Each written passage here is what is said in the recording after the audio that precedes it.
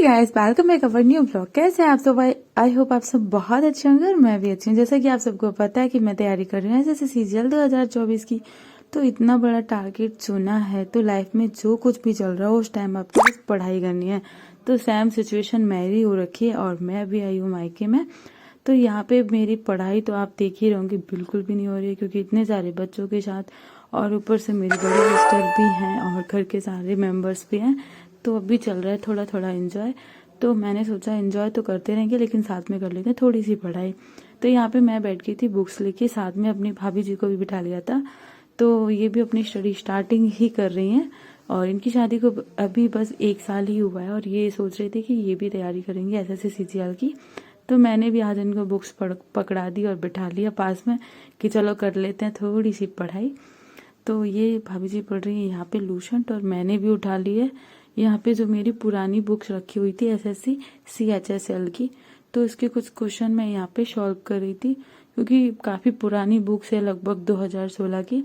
तो क्वेश्चन जैसे करंट के वो समझ नहीं आ रहे थे, लेकिन जो अभी जो जीएस वगैरह के क्वेश्चन है वो समझ आ रहे थे। तो वो यहाँ पे मैं सॉल्व कर रही थी, इसीलिए मैं बार बार पीछे मुड़ मुड़ के पेज पलट के देख रही थी और क्वेश्चन सॉल्व करने की कोशिश कर रही थी। तो काफ़ी पुराने क्वेश्चन हैं तो समझ नहीं आ रहे थे। 2-3 दिन में आप वहाँ से देख ही रहोगे कि ब्लॉग आ पा थोड़े बहुत ज्यादा बिजी चल रही हूँ और इतनी सर्दी भी हमारा टेस्ट वजह से ब्लॉग भी नहीं अपलोड हो पा रहा है और ओवर वॉइस भी नहीं कर पा रही हूँ क्योंकि सर्दी में ना ही बोला जा रहा है और ना ही कुछ काम करने का मन हो रहा है। तो काम तो मैं कर ही नहीं रही हूँ क्योंकि अभी मायके में हूँ, लेकिन पढ़ाई तो करना ही पड़ेगा कहीं पे भी हो। लेकिन यहाँ पे बुक्स उठाने के बाद भी ऐसा लग रहा है कि बस रजाई ओढ़ के सो जाओ क्योंकि हो रही है बहुत ज़्यादा सर्दी, लेकिन पढ़ाई तो करनी पड़ेगी। तो फिर इसके बाद हम लोग थोड़ा सा बातें करने लगेंगे बैठ के, क्योंकि बुक्स के बारे में डिस्कस कर रहे थे कि कौन सी बुक्स मैं लेके आई हूँ और मुझे कौन कौन सी बुक्स की ज़रूरत थी। लेकिन ठीक है ये सब तो चलता रहेगा, लेकिन पढ़ाई ज़रूरी थी तो वो मैंने करके फिर यहाँ पे आ गई। और मैंने सोचा कि अब थोड़ा बच्चों के साथ भी इंजॉय कर लूँ क्योंकि ओम भी अभी थोड़ा छोटा ही है, साथ में दीदी की लड़की भी बहुत छोटी है। तो वो दोनों बस आपस में खेलते रहते हैं, लेकिन उनको देखना पड़ता है कि वो क्या कर रहे हैं क्योंकि छोटे और वो बहुत छोटे है। तो कहीं धक्का मारते हैं एक दूसरे को या कुछ करते हैं तो गिर भी सकते हैं।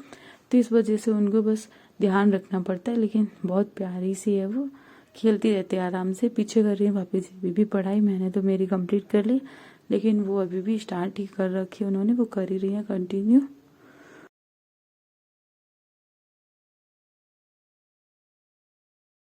तो आप लोग कमेंट करके बताइए कि आप सबकी स्टडी फ़िलहाल कैसी चल रही है, क्योंकि यूपी की ठंडी तो बहुत ज़्यादा वाली है। लेकिन आप लोग नहीं बता रहे हैं कि आपकी पढ़ाई कैसी चल रही है। आज बहुत सारे ऐसे कमेंट आए थे और एक सिस्टर का कमेंट आया था, उनका कमेंट देख के ना इतना अच्छा फील हो रहा था कि वो बोल रही थी कि काफ़ी दिनों बाद उन्होंने अपनी फैमिली के साथ अपनी स्टडी रीस्टार्ट करी है।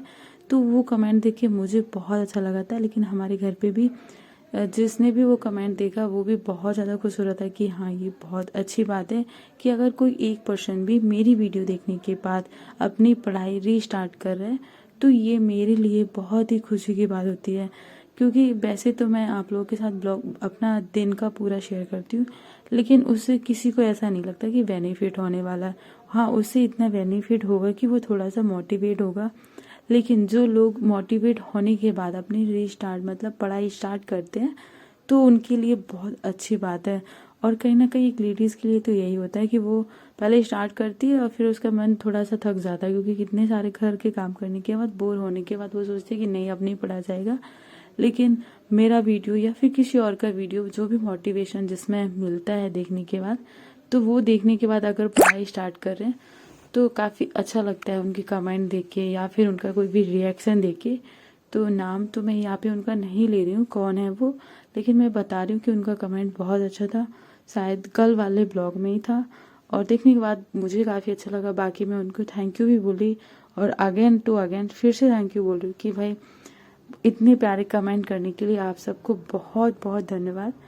और आप लोग अपनी कंटिन्यू स्टडी रखें क्योंकि नहीं पता होता कि आपको टाइम मिल रहा है कि नहीं मिल रहा है, कल टाइम मिलेगा कि नहीं मिलेगा। एक एक मिनट बहुत कीमती होता है लाइफ में, ऐसे नहीं मिलता है कि हाँ बस आप दिन के 4 घंटे 6 घंटे पढ़ सकते हैं। लेकिन टाइम अगर आप निकालेंगे तो निकल जाता है।